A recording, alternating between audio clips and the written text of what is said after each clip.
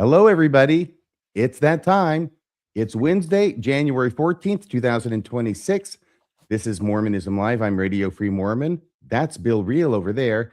And this is the first annual live presentation of the Brodie Awards.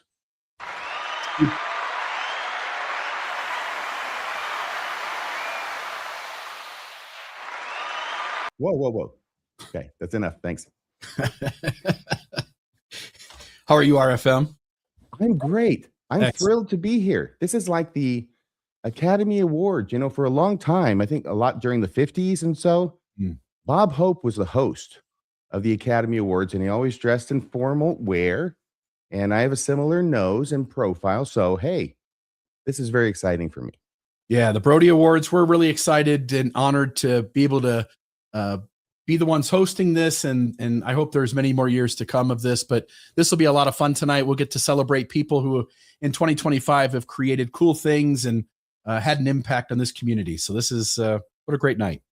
Yes. And as you say, the Brodie Awards have been around for some time. This is just the first time it's been broadcast. And we have on the show someone to tell us about the background and history of these the Brodie Awards, and her name is Donna Banta. Oh. Hello, and thanks you guys for doing this. It is such a thrill to be here. Isn't it exciting? Yeah.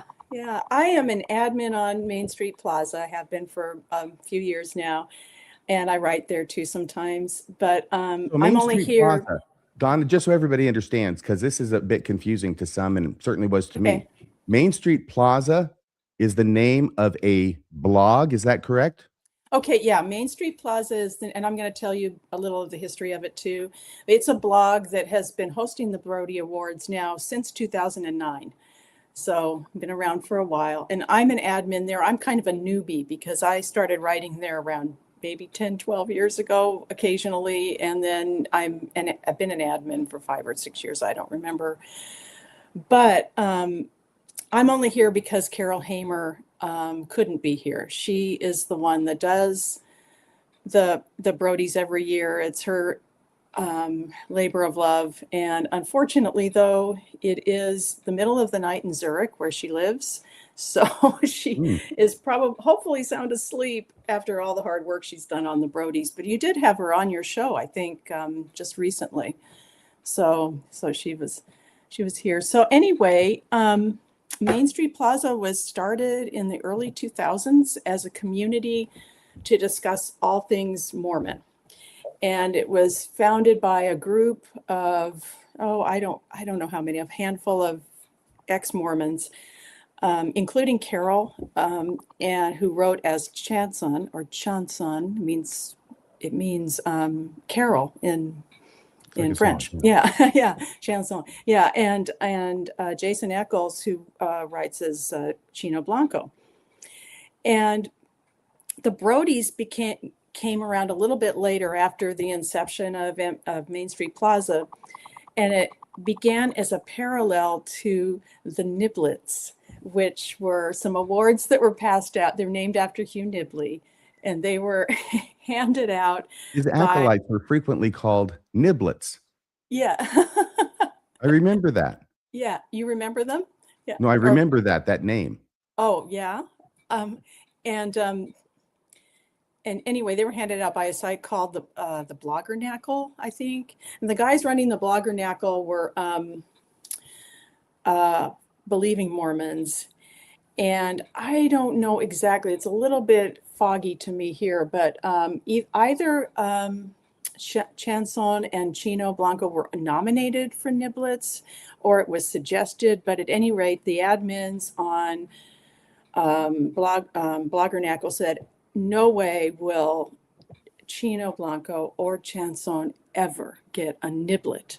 So they said, well, Carol and Jason said, well, screw that. We'll start our own awards. So they started the Brodie Awards on Main Street Plaza as awards for the entire LDS community, including believing Mormons, whatever they could find of quality content about, written by or, created by about Mormonism, they would include in the awards.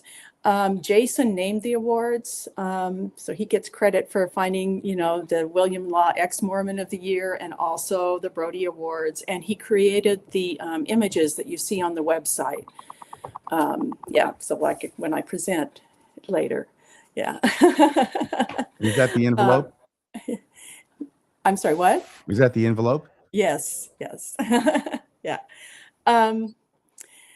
And then anyway, Carol set up the polls, and she's been running the polls every year since. And as I said, they started in 2009. That was the first award, and they've been going ever since, 16 years now. And ironically, the niblets fizzled out, but the Brodies are still going strong.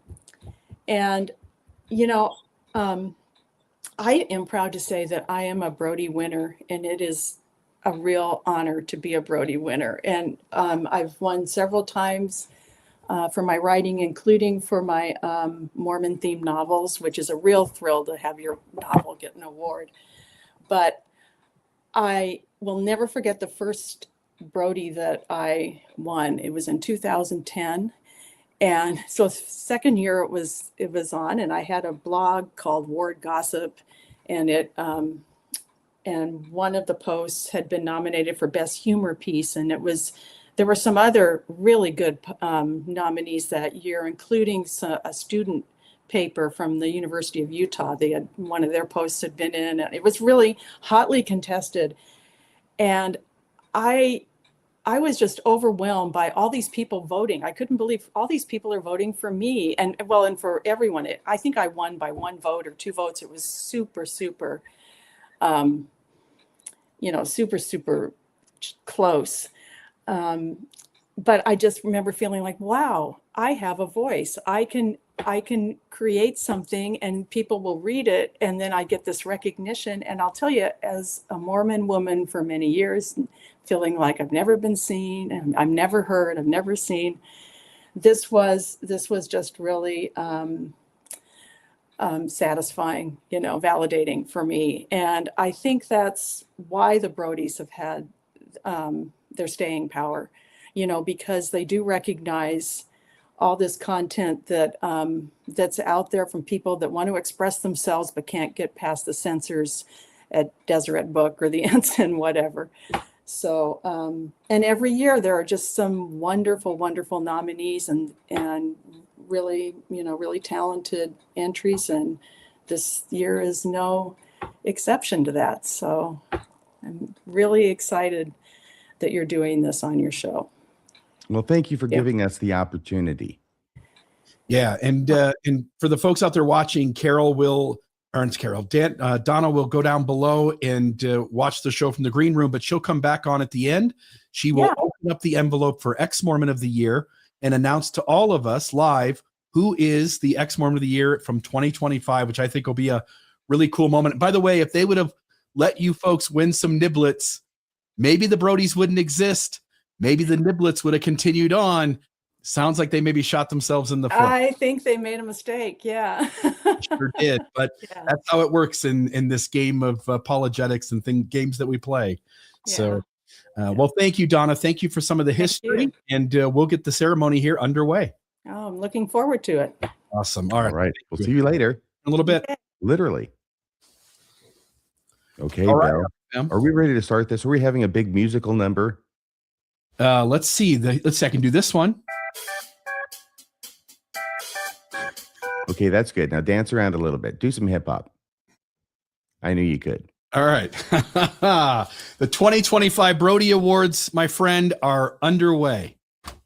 So with that, I'll turn the time to you. And you've got our first one. The first section is the year-long Brodie Awards. This is totally hands-free on my part. I need to tie my hands behind my back at this point because Bill had said there are times when we both go for the slide and we end up both moving it. It's like somebody trying to raise the automatic, when you're in the car, the window, and you got the automatic window going up and the other person pushing down and it just stays stuck. That happens to us sometimes. So tonight it would be catastrophic if that happened because we have slides that actually have the person who won the award right after the nominees. So as bad as it is usually, it would be even worse now. And what made it even worse is that on the very first slide change, I already goofed it up. Okay, well, it happens. So I will just let folks know that there's two sections to tonight's show. There's actually a third section, which is the Ex-Mormon of the Year. But the two sections that we'll be spending the most time here on, first section is going to be year-long awards. So they're basically recognizing people, things, content, productions that went over the course of a year. And then when we get done with this section, about the halfway mark, we will then go over individual like moments. So a particular content piece, a particular podcast, a particular blog post, a particular short or TikTok that somebody created. And so with that, we begin the year-long Brodie Awards. Yes, we do. And you know something? I'm just pulling up the extra thing that we have here that I need to refer to. Okay, great.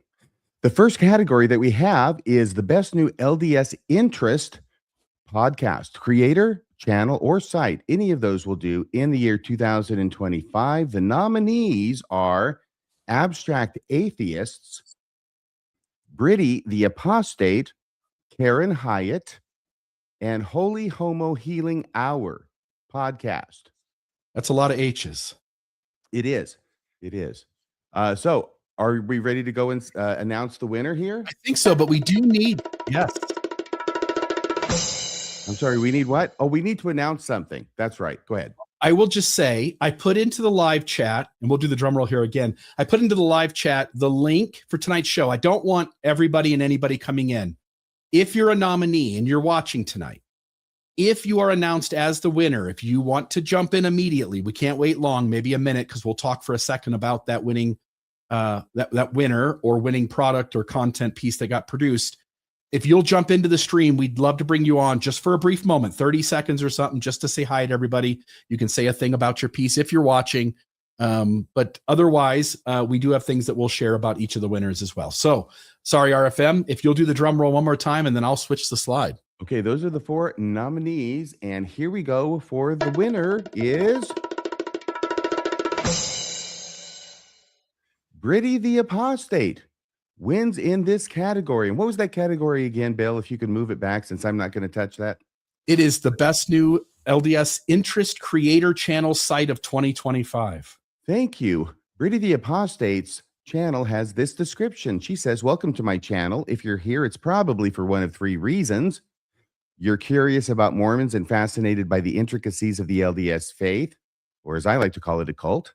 That's what she writes. 2, you're on a deconstruction journey, whether you're leaving Mormonism, Christianity, or another faith. If that's you, welcome. I hope my content can be a source of insight, humor, and support during this time of transition. And 3, you're a hater. And hey, that's fine too. Apostates like me tend to attract a lot of you, but don't forget there's a story about casting stones in a pretty popular book you might have heard of. Just saying. Wherever you're coming from, I'm glad you're here. Stick around for thoughtful discussion, spicy commentary, and maybe a little bit of healing along the way. Yeah, and I'll just add, RFM, there is a little trophy there, a little animated image of a trophy. You could also, rather than scanning back slides to see what the category was, if you do miss it, the trophy should all say the correct category on them as well. So that is there. I think we need a little for Brodie. Congratulations.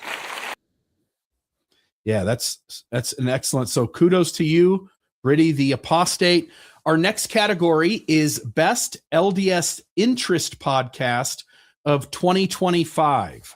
And so the nominees for this are, we've got quite a few: Radio Free Mormon, Mormon Discussion Podcast, Mormonism Live, Infants on Thrones, Girls Camp, 21st Century Saints, Human Stories with Jill Hazard Rowe, Mormon Stories Podcast, Sunstone Mormon History Podcast, Mormonism Beyond Belief, Coffee with the Kish, Pouty Mouth Podcast, Mormonish, and Latter Daily Digest.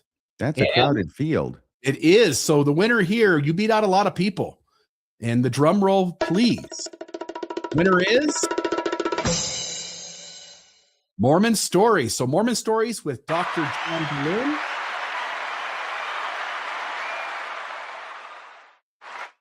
And just a note there, John DeLynn with the new logo there for Mormon Stories, thanks to the LDS Church. Kudos to you, John, for winning. Mormon Stories podcast, led by John DeLynn, didn't just create content, it created space for honesty, space for doubt, space for people who were told their questions made them broken for well over a decade. Mormon Stories, longer than that by far. Mormon Stories has documented the human cost of certainty and given thousands permission to tell the truth out loud, sometimes at great personal risk. Whether you agree with every take or not, there's no denying the impact. Mormon Stories has changed the conversation and in many cases has changed lives. That kind of courage deserves recognition. Kudos to Mormon Stories podcast. Bravo. Bravo. All right. Best LDS Interest Video Channel is the next category for 2025. So this is a year long, another crowded field. Alyssa Grenfell is nominated, Zelf on the Shelf, Nemo the Mormon, Data Over Dogma, Mormon Civil War, Cults to Consciousness, Mr. Deity, Morm with Those Who Mormed, Generally Unquotable, and Porch Time. All right. Those are the nominees. Look at that list. Yes. And so the winner is. Do you want to do a drum roll every time or no? Oh, I should. Yes. I'm so sorry. Okay. We're just getting the hang of this now. It's Nemo, the Mormon. The best LDS Interest Video Channel. Wonderful. Description on his show is this. Oh, hang on a second. Apparently, okay, that's enough. Here we go. Nemo the Mormon is the UK's leading commentator on the Church of Jesus Christ of Latter-day Saints. Leading, really? Does Peter know about that? With content focused primarily on the statements and remarks of current church leaders and on determining the truthfulness of those statements. His work also involves speaking powerfully and publicly with outlets like the BBC and Lad Bible as a commentator on Mormonism with refreshing frankness and honesty. There is only so long those who claim to speak for God will allow themselves to be publicly challenged by one of their flock. And so it was that on 30 September 2024, Nemo was excommunicated for apostasy. He's not angry. He's just disappointed. Well, there it is. Congrats to Nemo. Yes, congratulations. I think that's wonderful.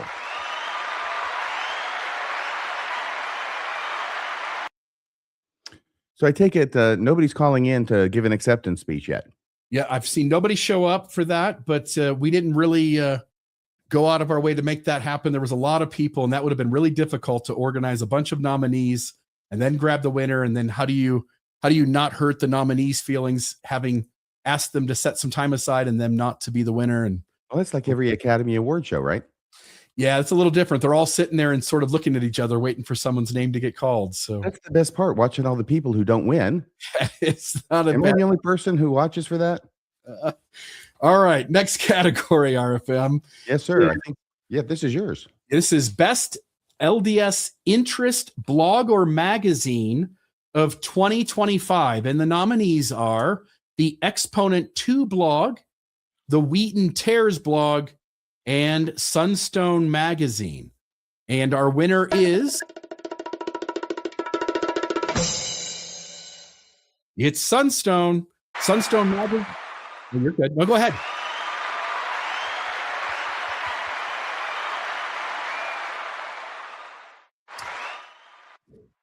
That crowd, they love that second round of applause, don't they? And they get their second wind, and then they just go crazy. They do. Sunstone Magazine has long been the place where Mormonism goes when it wants to think out loud. It refuses easy answers, welcomes disagreement, and treats complexity not as a threat, but as the point. In a religious culture that often rewards certainty and punishes curiosity, Sunstone has spent decades saying, what if we just talked out loud about the hard stuff? For creating space where faithful, doubting, post-Mormon, and everything in between right? There's more than one way to Mormon. That's their moniker. Everything in between. Voices can coexist, sometimes uncomfortably, but always productively. Sunstone earns Best LDS Interest Blog Magazine of 2025. Kudos to Sunstone. Yay. Bravo. All right. The next category is Best LDS Interest Humor Site for the year 2025. And the nominees are The Lord's Newsroom, Brodie the Apostate, Trexmo, It Just Gets Stranger by Eli McCann, and R Ex Mormon Memes. And by R, I think I mean on Reddit. Ex Mormon Memes. And the winner is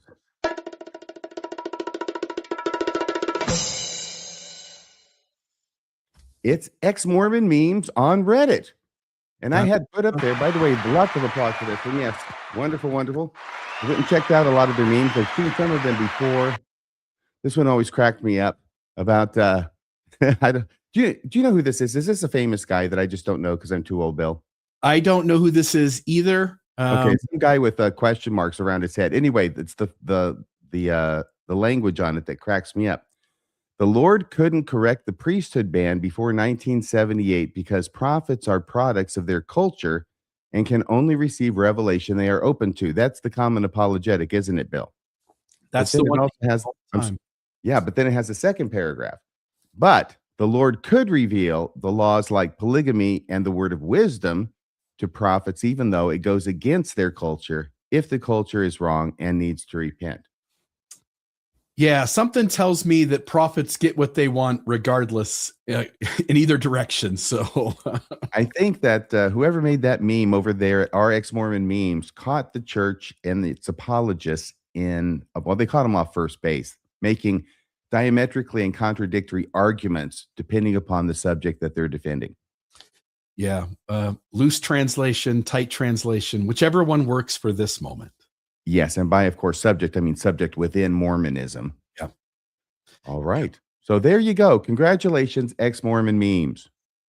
All right. Next category is Best LDS Interest Discussion Forum of 2025. By the way, this is kudos to the folks over there at Main Street Plaza, because this just proves the point. The nominees here are Reform Mormonism. It's a Discord server. R Mormon, Reddit ex-Mormon, Reddit Mormon Shrivel, and Mormon Dialogue and Discussion Board. And this is sort of not formal, but the Mormon Dialogue and Discussion Board has always had a faithful slant to it. Oh, they're rank apologists. Yes. And the rules over there benefit the apologist. And it's the folks who are critical of the church who often have the rules slighted against them that they end up getting banned a whole lot easier. Oh, yeah. You can't stand up for the truth over there. They will not have the truth on that board. And yet they got nominated. So look at the wideness of the reach. Yeah. Maybe you should have given out those niblets. The winner of this category of Best LDS Interest Discussion Forum of 2025 goes to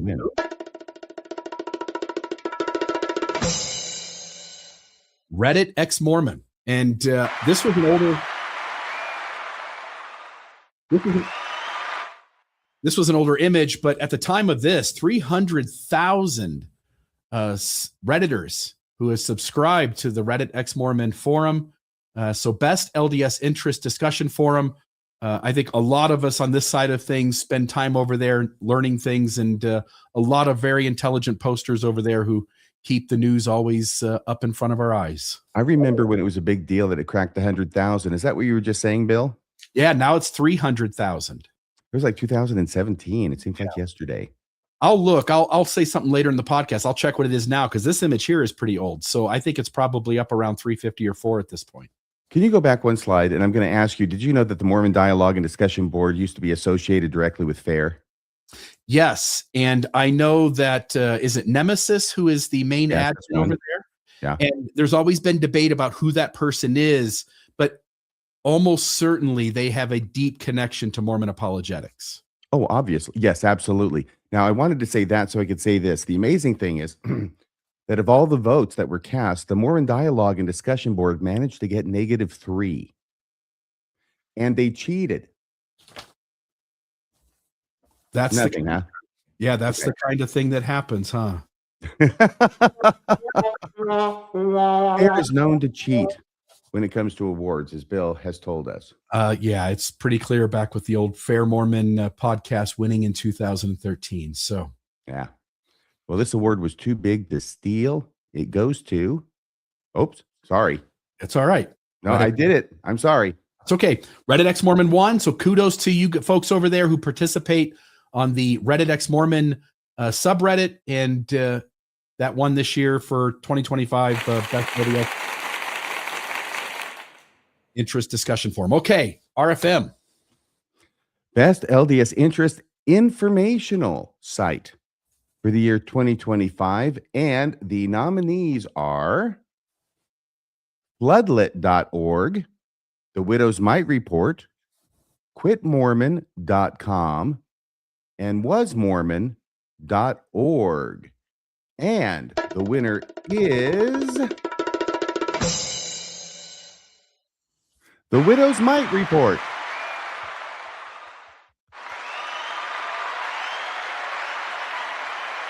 Fantastic. Fantastic. You know, a lot of people know about the Widow's Mite Report. Some might not. But the Widow's Mite Report, are you able to do it? Oh, thank you, Bill. What's going on? Get a picture. Okay.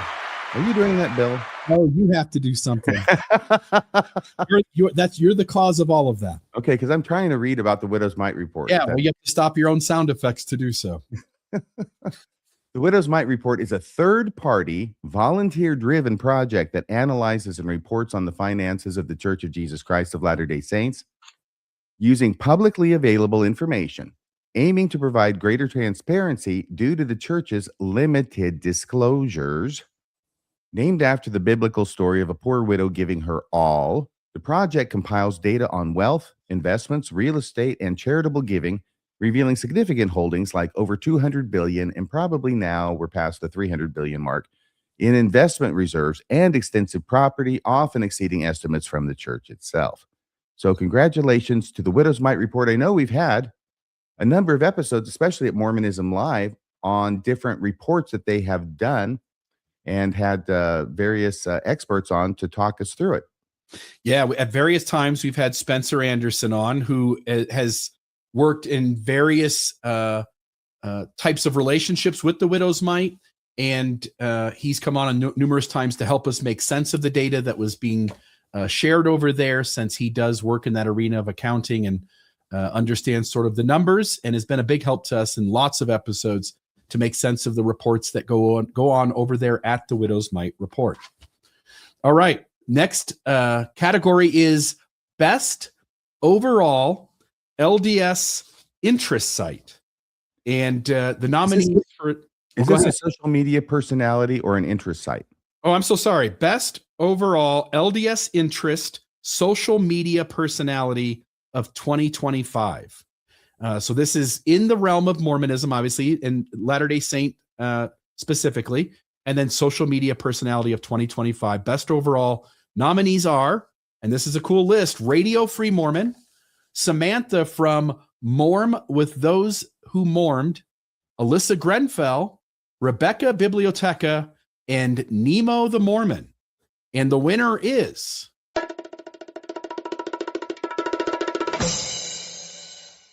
It's my co-host here, Radio Free Mormon. Look at that. Whoa. Are you kidding me?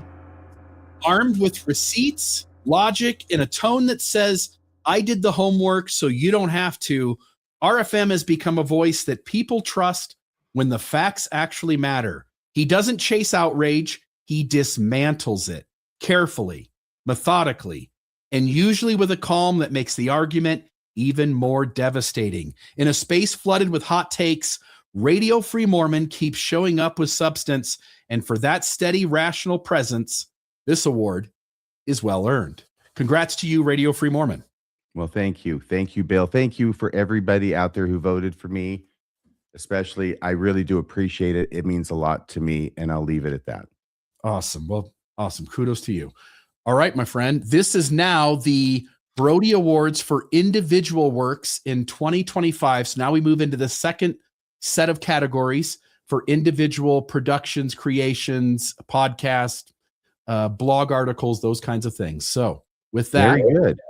All right, the best LDS interest book fiction in the fiction category for 2025. The nominees are Murder at the Jack Off Club. Excuse me. have you ever been there? Well, I'm sorry, what, Bill? Have you ever been there? I was going to ask you the same thing. Okay, well, yeah. I think if we had seen each other there, we probably wouldn't mention it publicly either. Murder at the Jack Off Club by Johnny Townsend. Deseret State Mysteries by Nathan Nish, or Nish, Nish, and Salt Academy Mysteries, by Nathan Nish. So the same author, nominated twice for different books. Those are the three nominees, and the winner is Deseret State Mysteries by Nathan Nish. Winning Best LDS Interest Book Fiction. So congratulations to Nathan Nish on that. Wonderful. I'm going to try a different applause and see if that sounds more enthusiastic. Bravo. What happened?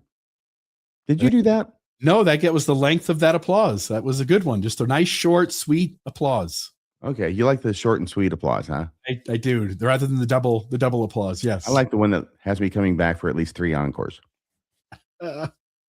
All right, my friend. So there is Nathan Nish, Deseret State Mysteries. Congrats to you.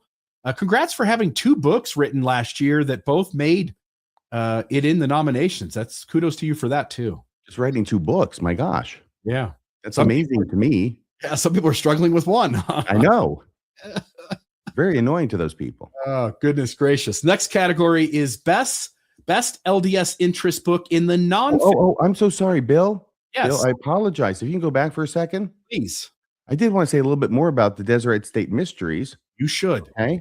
Because this book, Deseret State Mysteries by Nathan Nish, is a young adult fantasy novel about a girl named Charlie Little in the strange town of Lake Valley, who, with her prophetic cat, Tuna, faces otherworldly threats, bizarre dreams, and a looming apocalyptic war foretold by a constellation, blending cosmic horror with fantastical elements as she uncovers hidden truths to save her world.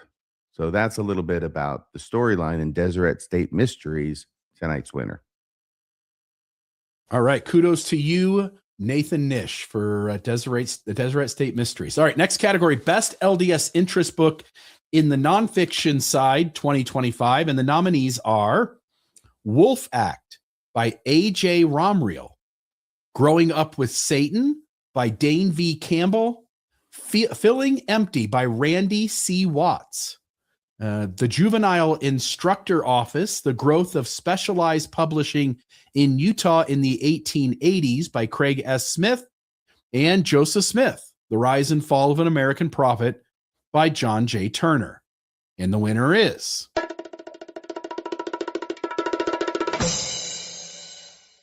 it is John G. Turner's book, Joseph Smith, The Rise and Fall of American Prophet. I see I've got the list of Joe.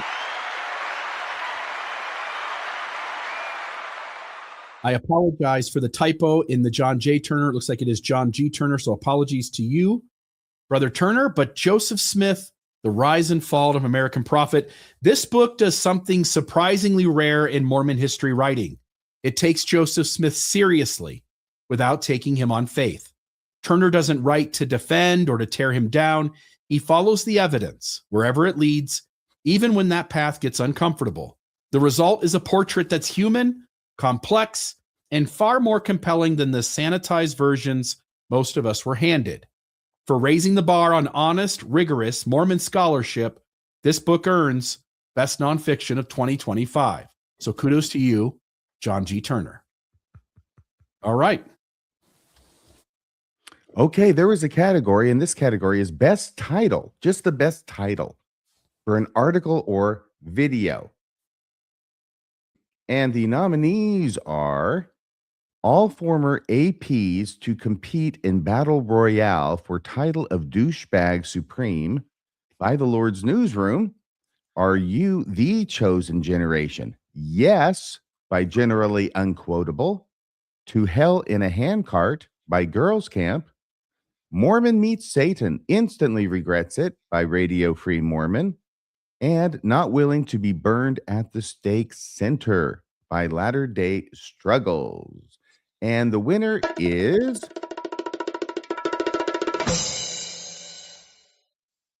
To Hell in a Handcart by Girl Camp.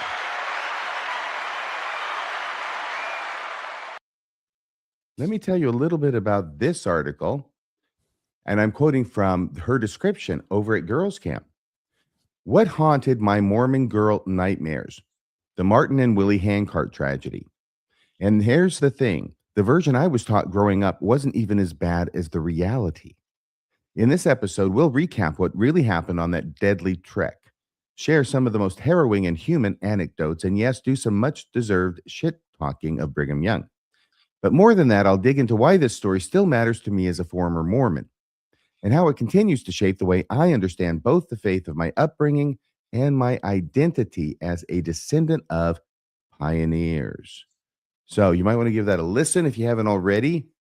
This is the winner for the best title in the 2025 Brodie Awards.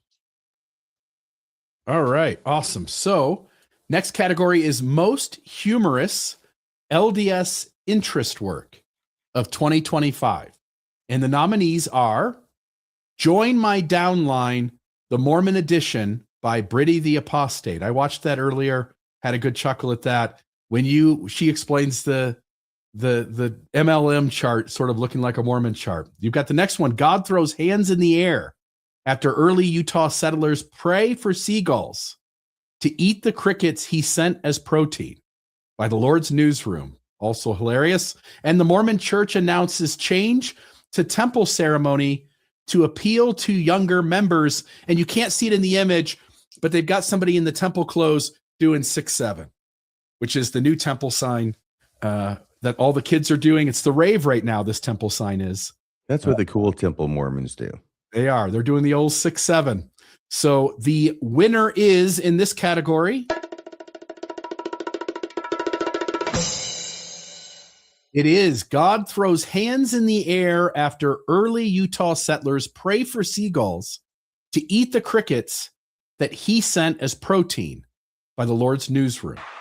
They were holding it as long as they could. This piece perfectly captures what great satire does best. It knows the history and the theology well enough to expose the absurdity hiding in plain sight. With one headline, it skewers pioneer myth-making, selective miracles, and the very human impulse to thank God for fixing the problems he allegedly caused. Smart, sharp, laugh out loud funny. This is the humor that understands Mormonism deeply and loves it just enough to roast it properly. So congrats to the Lord's Newsroom for this piece that won most humorous LDS interest work in 2025. So kudos to you. Bravo. Bravo. The next category is Best LDS Interest Image for 2025. Best LDS Interest Image. The nominees are, and I'm sorry, I clicked the slide, Bill. You Can Check Out Anytime You Like, But You Can Never Leave by Baking Nerd 47. I wonder, is that Jonah Barnes? Is that his handle, Baking Nerd? I don't think so, but it could be. Jonah Barnes could be nominated here on the Brodies. The next one is Ashley, What Are You Wearing by U/Mug Costanza 77. And the third is Creepy Uncle at the Family Reunion. And let me see here. I have to, by Short Seesaw, _Seesaw_940. Now, the one at the bottom, it says Creepy Uncle at the Family Reunion. There's a picture of Joseph Smith and a very young girl next to him. Now, can you read the one that's second down on the right there, Bill? I can. Let me pull up on my other monitor here. View slideshow. There's two girls talking to each other. One may be older than the other. Yeah, it says the title of the thing is Ashley, what are you wearing? And so on the left-hand side, it says, no, that tank top is too skimpy for the new garments. And the person on the right answers, haven't you heard? The new tube top G's just launched in the Philippines. And my friend sent me one. Whoop, whoop. And then the top one there, RFM, if you can make it out, the entrance into baptism is just one of those theater ropes that you just open up and let the person right through. It's a red velvet cord. You just unclip it. But when somebody wants to leave, it is a vault door with about 17 locks on it. And ain't that the truth? As a kid, it's easy to get into a religion, and to get out as an adult, it's just about impossible. They don't seem to want you to go. No. So these were all great. So that's awesome. All right. And the winner is... You can check out anytime you like, but you can never leave by Baking Nerd 47. Dun, dun, dun. Jonah Barnes may have just won a prize. Oops. The audience doesn't like that. Hopefully it's not Jonah Barnes, but it is Baking Nerd 47. Congratulations on your winning the Brodie Award for Best Image. That is pretty funny. And as Homer Simpson says, it's funny because it's true. There you go. The next category is Best Exit Story of 2025. And the nominees here are Not Willing to Be Burned at the Stake Center by Latter-day Struggles, The Real Reason I Left the Mormon Church. And for folks who don't know, Alyssa Grenfell did one that was The Reason I Left the LDS Church. And then this one is The Real Reason Why I Left the LDS Church. So Alyssa Grenfell, that one. The Messianic Prophecies by Mr. Deity, and I'm Quitting Ex-Mormonism by Exmo Lex. And the winner is in this category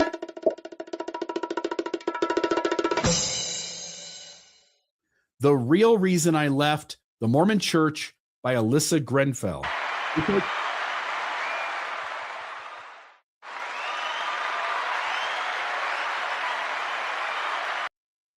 This exit story isn't just another list of grievances. It's a thoughtful, vulnerable journey into the emotional and intellectual unraveling that many feel, but few can articulate so clearly. Alyssa doesn't just tell us Alyssa doesn't just tell us what she left. She invites us into why it mattered and how it felt and how she found her footing afterward.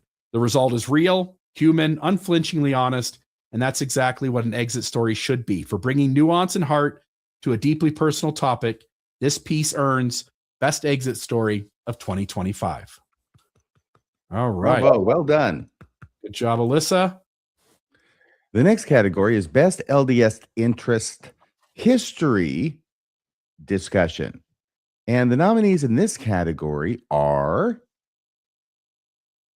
To Hell in a Handcart by Girls Camp, The Handcart Disaster by the Sunstone History Podcast, Is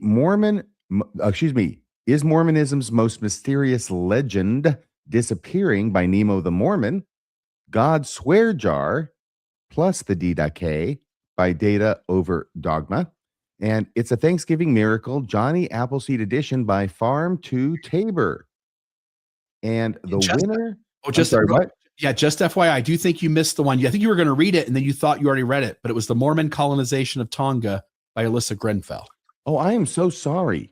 I apologize. Yeah, I skipped down there because that was so difficult for me to read the title for Nemo's. The Mormon Colonization of Tonga, 60%, 3 question marks by Alyssa Grenfell, also nominated in this category. Thank you, Bill. And the winner is...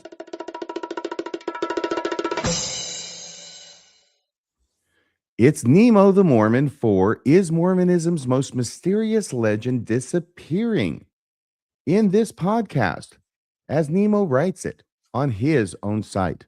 The 3 Nephites have long been the subject of Mormon folklore until recently. They, like many of the more unique parts of Mormonism, seem to have fallen out of fashion in favor of a newfound fondness for Holy Week and crosses.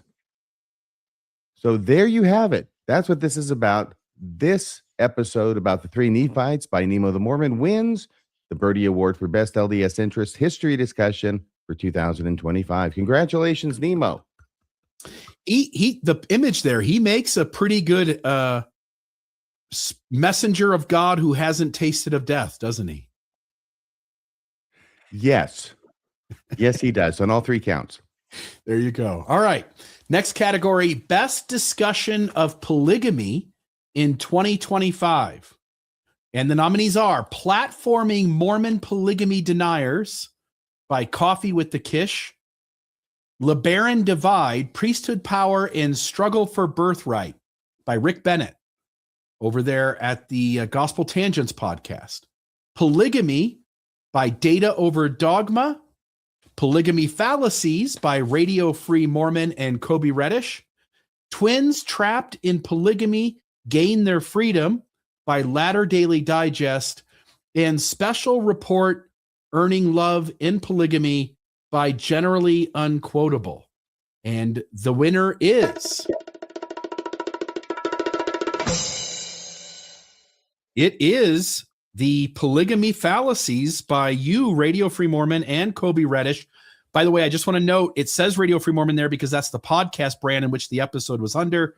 I do want to note that both Radio Free Mormon and Kobe Reddish were involved in this one.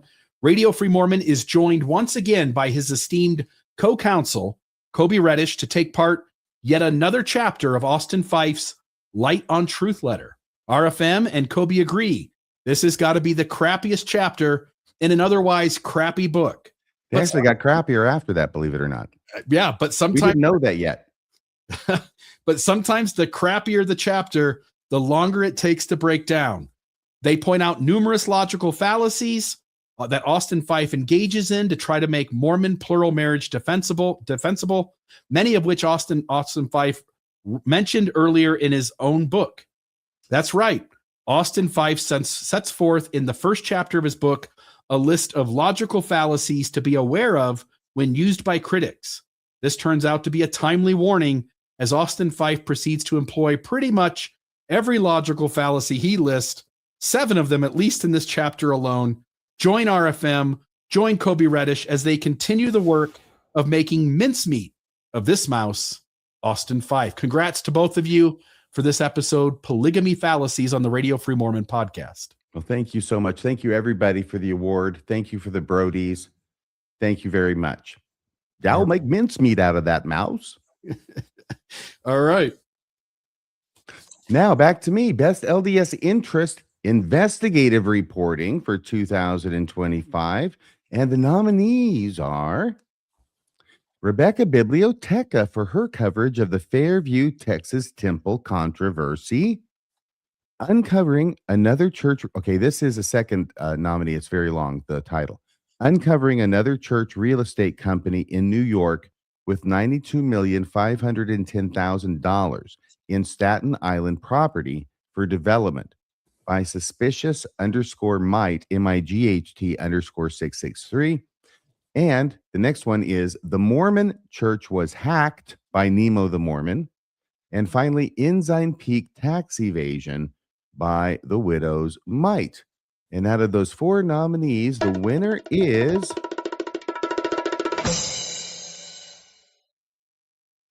it's Rebecca Biblioteca, the Temple Buster. And by the way, I didn't even put her name up here. I figured everybody would know who it was, and I didn't even put her name on the slide, but it's Rebecca Biblioteca.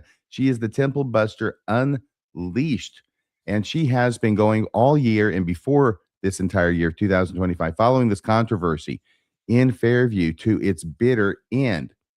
Rebecca Biblioteca, co-host of the Mormonish podcast, extensively covered the Fairview, Texas LDS Temple controversy, focusing on the legal battle, local opposition as to the height of the temple, the lighting of the temple, the zoning of the temple, and the mediation process where the church conceded significant design changes and the town's subsequent denial, despite the agreement, leading to a looming lawsuit from the church. Her coverage often involved discussions with others and presented the church's lawyers' application and civic meeting details, highlighting the escalating conflict and residents' desires for court intervention. In essence, Rebecca Biblioteca's coverage tracked the Fairview Temple dispute as a significant clash between a religious organization and local government, emphasizing the legal, design, and community aspects, leading to a potential lawsuit. Congratulations, Rebecca Biblioteca. Now, has she joined us? Is she going to join us and make a speech, an acceptance speech? She's not down there. I know she was running late on the train or something. So we'll see. We'll see if she shows up at some point. Okay. Okay. Well, congratulations anyway. You deserve this. Congrats, Rebecca. All right. And, Oh, yeah. hang on. Did I do it? I think I need to use some applause. Yeah. Somebody said, well deserved. She worked so hard on this. This took up so many months and months and months of her staying on top of it and helping with various liaisons on the ground to make sure that this story got the publicity it deserved. So kudos to Rebecca. All right. The next topic here is best discussion of LDS doctrine in 2025. And the nominees are new study by BYU researchers suggests that Brigham Young was speaking as a prophet just 4% of the time by the Lord's Newsroom. What do Latter-day Saints believe in these latter days? And I don't have Andrew's last name. I know who he is, but Andrew S. And the other one here is We Don't Apologize is the title on the thumbnail. It's Does the Mormon Church Need to Repent by Nemo the Mormon? And the winner is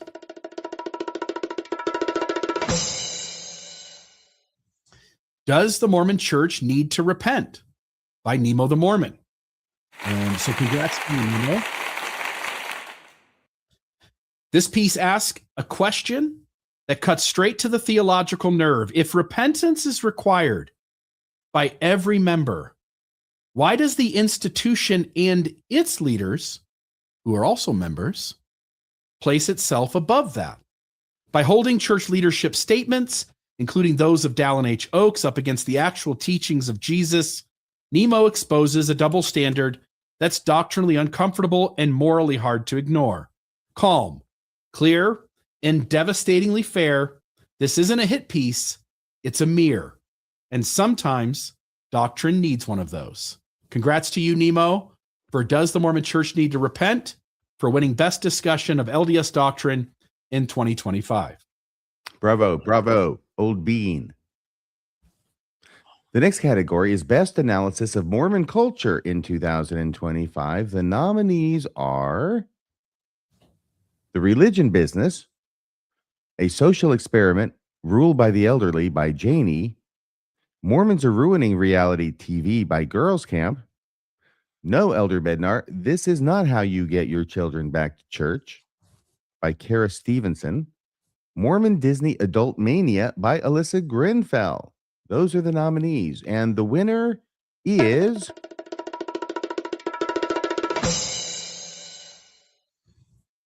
it is Alyssa Grenfell for Mormon Disney Adult Mania.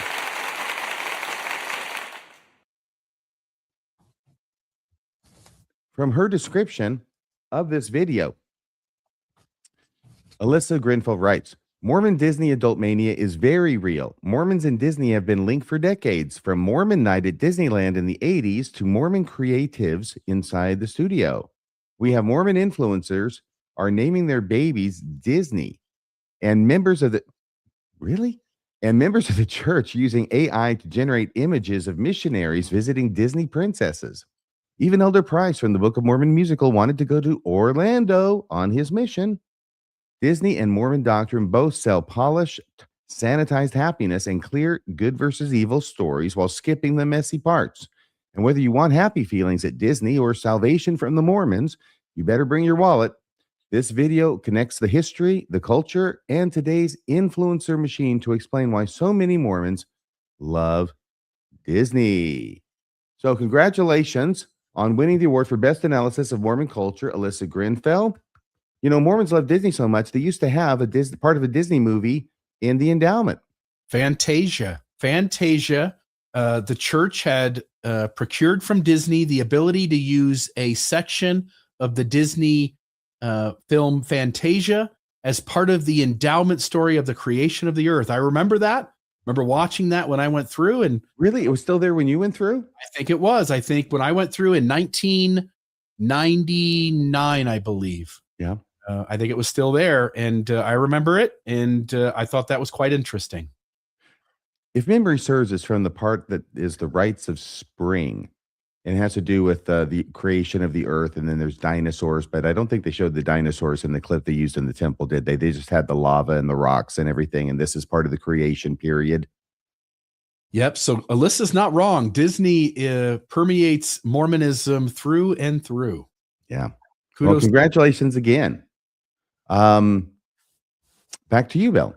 All right. So the next category here is best discussion of Mormonism and marginalized groups in 2025. And the nominees are Notes on Second Class Saints by Dave B. I Was a Non-Binary Sunbeam by Anonymous on the Wheat and Tares blog. All I Want for Christmas Is the Priesthood by Mindy May Farmer. Sorry, we didn't mean to say that out loud by Megan Bueller. Queer Non-Believing at BYU by Girls Camp. Black Mormonism by Radio Free Mormon, and Dear Mormon Man, Tell Me What You Would Do by Amy McPhee Albust. And the winner is... It is Amy. Dear Mormon Man, Tell Me What You Would Do. And yeah,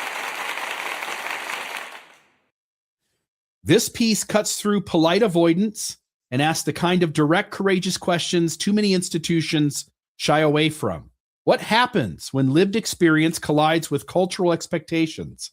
How do we honor dignity when doctrine and dynamics silence voices that deserve space? With clarity, vulnerability, and keen awareness of power and identity, Amy opens a conversation that's theological, personal, and profoundly human. For centering voices often pushed to the margins and inviting the church to reckon with them honestly, this work earns Best Discussion of Mormonism and Marginalized Groups in 2025. Dear Mormon Man, congrats to Amy. Congratulations. Good job. We're getting toward the end here. We're getting toward that moment where we're going to find out who the ex-Mormon of the year is. But we have a few categories to cover first. Best LDS Reminiscences is the category. In 2025, under the category Best LDS Reminiscences, the nominees are What Happens at the Family Reunion, ... by Girls Camp, The Quiet Trauma of Mormon Girlhood by Alyssa Grenfell, Eating Disorder from LDS Mission Starving to Fund the Church's Real Estate Empire by Abstract Atheists and Mental Amanda. And the winner is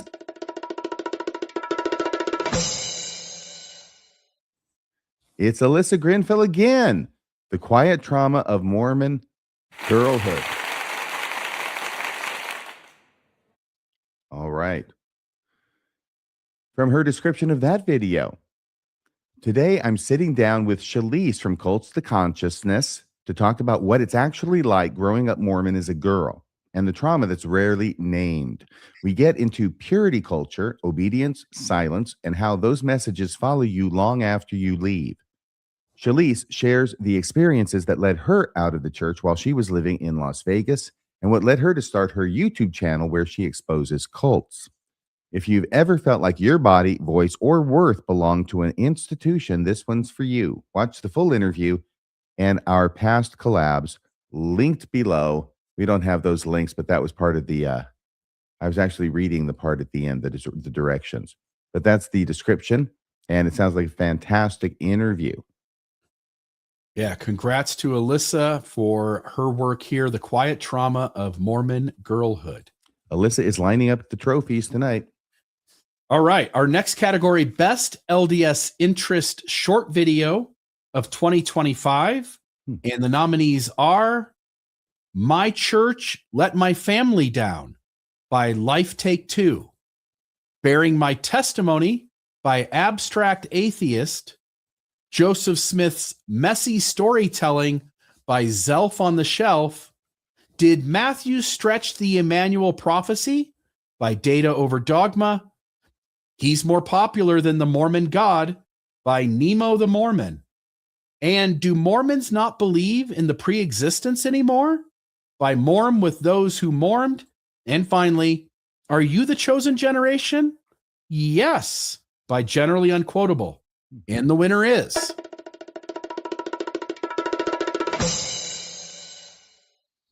It is Nemo again. Look at this, winning another one as well. So it is He's More Popular Than the Mormon God, by Nemo the Mormon. And this was interesting, and I'll see if I can note here what was going on. He was noting that the recent YouTuber gentleman who was called into the Young Men's leadership has more YouTube subscribers than the church itself has. And that's why he's more popular than God. Yes. So this video takes a sharp, funny, and surprisingly deep look at a moment so delightfully ironic it writes itself. An influencer with more YouTube subscribers than the LDS Church has, as it calls this man into church leadership. With cultural savvy and deadpan analysis, Nemo turns what could have been a meme into a conversation about where religious institutions sit in a world reshaped by social media fame. For making us laugh, making us think in under a few minutes, this short video earns Best LDS Interest Short Video of 2025. Kudos to you, Nemo the Mormon. Yes, you know the thing that Nemo says about himself? He says, I'm bigger than Jesus. Yeah. And he is. He's not as big as God, but he is bigger than Jesus. Yeah. Loaves and fishes. All right, my friend. Oh, overall best LDS Interest podcast episode or sub-series 2025. And I guess a sub-series means a series that doesn't go year long. Is that what you think? Or is it just maybe a piece out of a series?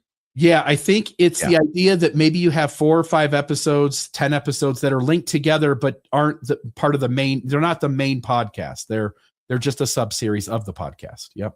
Okay.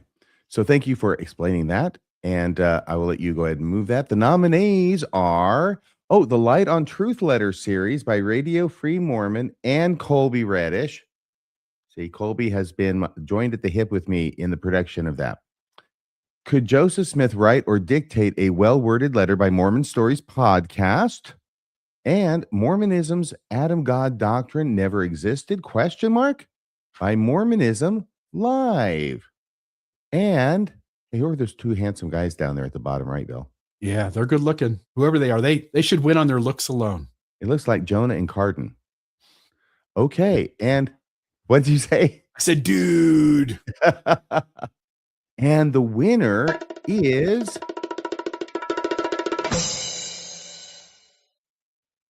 Could Joseph Smith write or dictate a well-worded letter? Mormon Stories podcast. Let me go ahead and tell you a little bit about that too, because I know that was a joint effort as well. It says, welcome to another episode of our LDS discussion series. So that's part of the series, right? Mm-hmm. In this episode, we take a detailed evidence-based look at one of the most repeated claims in Latter-day Saint apologetics, that Joseph Smith was incapable of producing a well-written text and therefore could not have authored the Book of Mormon. Drawing from Joseph Smith's 3 earliest letters written in 1829 to 1830, historical context, church manuals, apologetic arguments, and modern scholarship, we critically explore where the evidence leads. We don't care where you land on the belief spectrum. Our goal is clarity, transparency, and accuracy. We are joined today by Colby Reddish. So he was involved in that as well. I think the Rando is getting a number of awards tonight. The apologetic narratives and the documents themselves. This is an episode you don't want to miss. Congratulations to Mormon Stories. Oh, there's Colby Reddish. Colby, we see you there in the audience. You need to come up on stage now. Okay? Just click the link on the StreamYard and come out here and make an acceptance speech. Somebody. Okay, we're going to have to rent an auditorium the next time. All right. Well, if Colby jumps in, we'll bring him on for a second. But we do have one more category left. I want to bring Donna back on, and we'll set that down for just a second. Hey, Donna, how's it been going? You've been watching the whole thing. Oh, I've been loving this, and congratulations to the winners. I wanted to say that on the website for all the winners, there will be Carol will have a little badge up there that says Brodie Award winner 2025 that you can put on your. I'm so sorry. I'm not laughing at you. I apologize. No, but I know. I You'll read just it. put Dan I Vogel's saw it comment too. up on the screen. And it says Yeah. Jacob Hansen gets no awards, but the rando does. Yeah. Oh, yeah. Oh, wait. Okay. Donna, guess what? Yeah. The Brodie Award-winning rando is here. I just walked in the door from work. I wasn't able to join earlier when we won the polygamy. Well, what a fallacy. pleasant surprise this must have been. Yeah. Thank you for inviting me. I'd say Yeah. you're not a rando anymore, Rando. That's okay. It Won was some always a goodies. term of endearment. You'll always be a rando to me. Thanks, RFM. You're welcome. Well, is this your acceptance speech? This is my abbreviated acceptance speech. Thank you, everybody, for voting for that episode. Can I just say, okay, look, I don't know everything about the episode and what went into it, but this is mainly you, right? This was your discovery, right? With the letters and the comparisons and the... Yeah, this was looking at the 1830 letters that Joseph Smith wrote to the saints in Colesville and basically just saying why in fact, I shared part of this with you in one of our episodes too, RFM. That's how we knew. Yeah, basically, why in the world would anyone take Emma Smith's word for Joseph Smith's writing capabilities when you have access to his letters that you can read yourself? So, yep. His handwriting's not half bad, is it? Yeah, you just got to look closely. Not Jacob. Wink, wink. So congratulations, especially there on that award. Kudos to you. Thank you. All right. Thanks. Congratulations. And everybody else involved, Julia and John. And was anybody else? Was Mike there? No, just me, Julia, and John on that one. And Nemo set that one out. So you don't even get a piece of this award, Nemo. Yeah, you got enough, Nemo. Yeah. Keep your hands off this one. Can I also thank Mr. Austin Fife for writing the worst book ever that allowed us to win another Brodie Award, RFM? Oh, right. Because that one about polygamy fallacies was a chapter of his book. Yeah. You know, we couldn't have won this award without you, Austin. I think we should do a We'll special share shout it out with to you. T-Club. We'll share it with you, Austin. You just have to come on an episode with us. I think he should post the Brodie Award 2025 emblem that he gets to. He should post that too. He should get some credit. Yeah. Well, thanks, guys. Great show. It's everybody's night. Thank you so much. See you later. Bye-bye. Okay, Donna, back to you. Oh, I was saying that all the winners, if you want to put a little badge that says Brodie winner 2025 on your blog or well, people don't blog anymore, on your website, whatever, they will be available on, I'm pretty sure Carol will have them on Main Street Plaza. Probably. And if you want to go to a trophy website and order a trophy, yeah, well, it's a little badge. It's a little badge. Oh, yeah. Well, I mean, you can do that yourself. Should. You can get it for Yeah, like we should. 25 or 30 bucks. If you want to go through me, it's only 100. That's what RFM's telling you, Donna, is that RFM has done this. RFM's won, let's say, 10 Brodies over the last. Well, I've been to, Relief Society for, I could make a little like toilet paper or paper mache, something out of popsicle sticks, kind of thing. Toilet paper makes it special. RFM has gone to specialty trophy manufacturers and he's ordered like 18-inch tall, and he puts them on his fireplace mantle and he has them inscribed with the Brodies and the awards that he's won. Yeah. And that way when guests come over, he can let them know he's won. Yeah. In all humility. Yeah. So there's nothing that keeps you from doing that too. My uncle owns the store. I'll give you the website address later. Donna, we have one left, and I would like you to maybe just mention to the audience or explain, this used to be a completely separate award announced at a different moment. And for the sake of doing this as a live award ceremony, we're combining it. But this really was its own standalone thing. It was a standalone, although I still sort of associate it with the Brodies because it was, but it is its own separate in the sense that it's and it is ex-Mormon rather than EX because it can be a believing Mormon. It's anybody who makes a splash in Mormonism, in the Mormon world over the past year. It's not a lifetime achievement thing. It's just over the past year, and it makes it, who makes some waves, and like William Law and the Nauvoo Expositor, So anyway. Yep, we should probably announce the nominees for this. And the nominees are Heather Gay. She started a new show in 2025 that has sufficient reach outside of LDS interest community to have broken into the news cycle of 2025. We've got floodlit.org for shining the light on sexual abuse within the Church of Jesus Christ of Latter-day Saints. And it made the news in 2025 for shining the light on Joseph Brent Walker. And at the end there, Wade Christofferson, Redditor Suspicious Mite 663 for uncovering evidence that the Church of Jesus Christ of Latter-day Saints ownership of 92.5 million in Staten Island property. Popular LDS podcasters Valerie and Nathan Hamaker, who publicly resigned from the Church of Jesus Christ of Latter-day Saints in March of 2025 in response to being threatened with church discipline. And our very own Rebecca Biblioteca, again, for her coverage of the Fairview, Texas temple controversy. And with that, you've got the envelope there with the winner in it. Yes, I do here. And live here for us. I love it. Get this. And the ex-Mormon of the year goes to, let's see, Rebecca Biblioteca. All right. For her coverage of the Fairview, Texas temple controversy. So, yeah. Let me Is get she that there? slide. Yep. Let me put that slide up if I've got it here. Yeah. Here we are. Wow. Congratulations, Rebecca. Dun, dun, dun. Ex-Mormon of the year. Yeah. Is she there? You said she was. She said she was going to try to watch. Rebecca, I'm going to put the link in the chat if you do happen to be watching and you're able to jump in.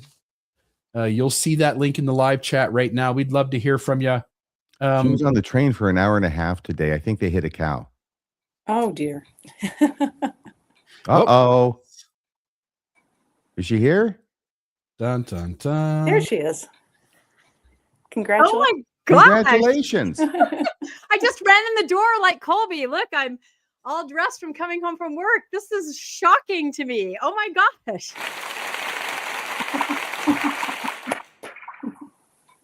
Congratulations. Really. That's amazing.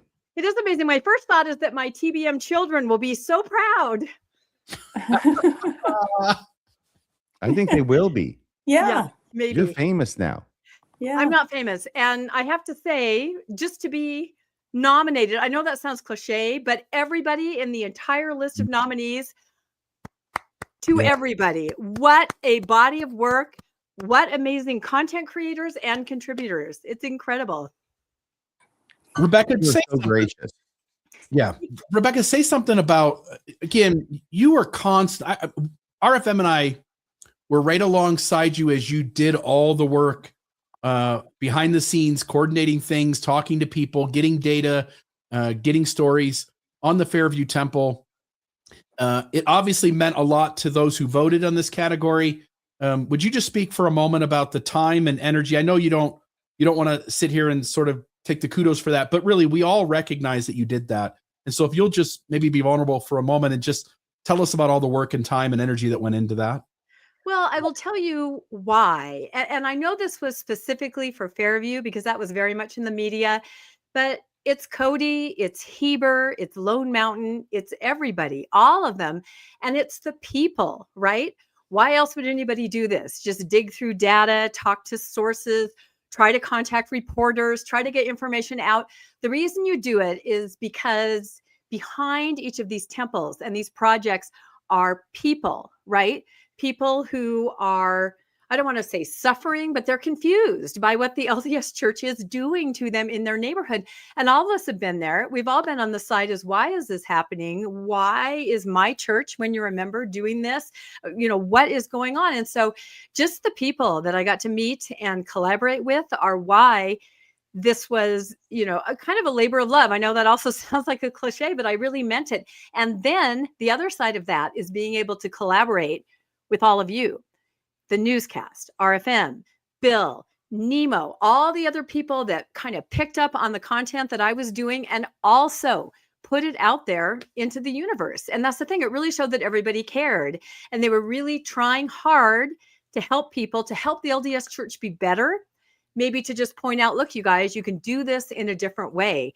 And it was just a huge crowdsourced effort where I kind of felt I was this little focal point because people would email things and send me things and call me and collaborate. I was this focal point, but that was all I was, because it was everybody else. People, I want to make it clear that the information that we got from all of these locations I just named, Cody and Fairview and Lone Mountain and Heber, 99.9% of the information we got were from faithful LDS members who said, I don't like what my church is doing right now.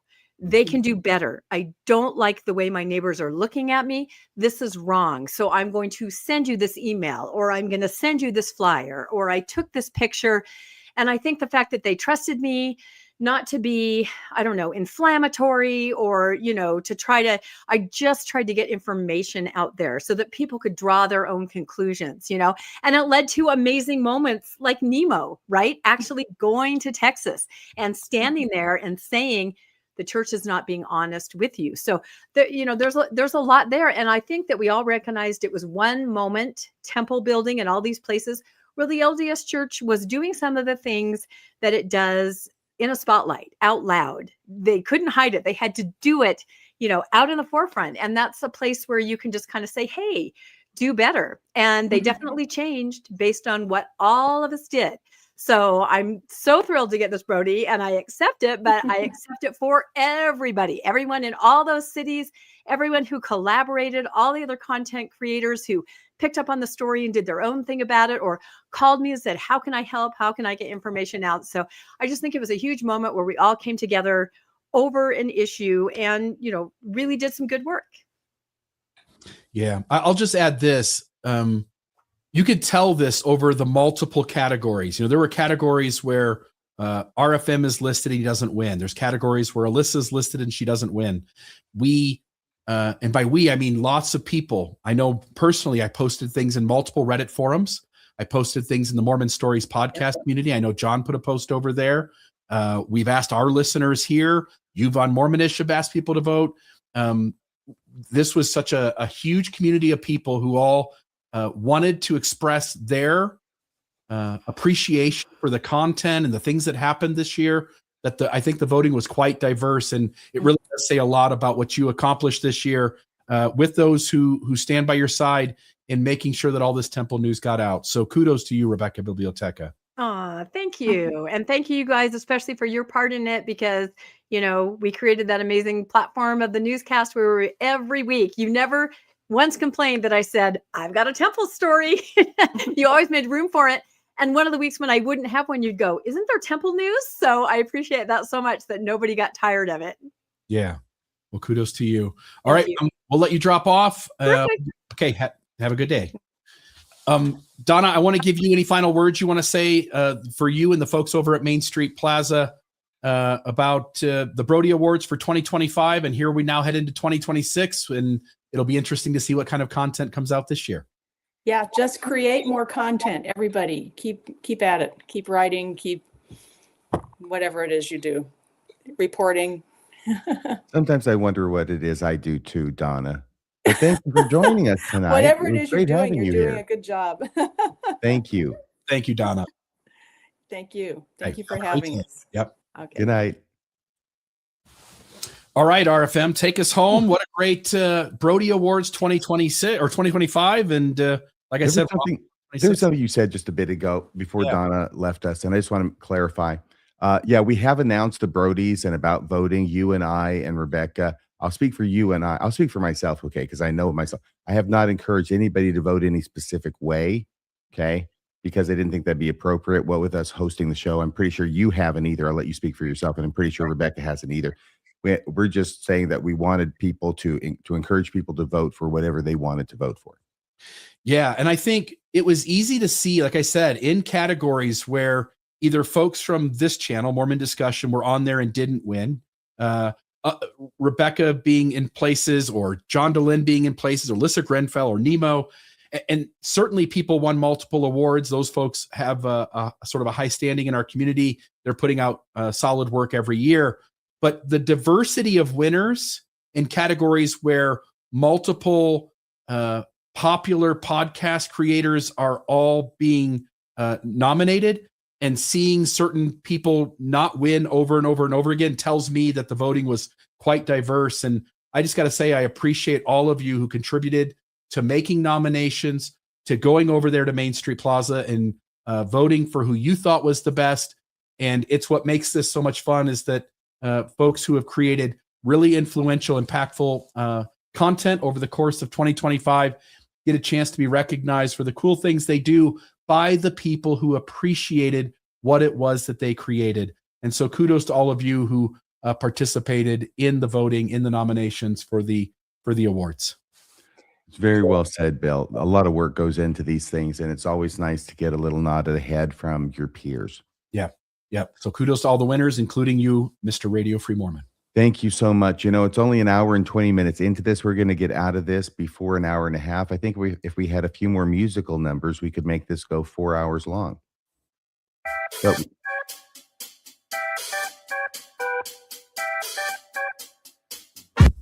can't touch this. Okay.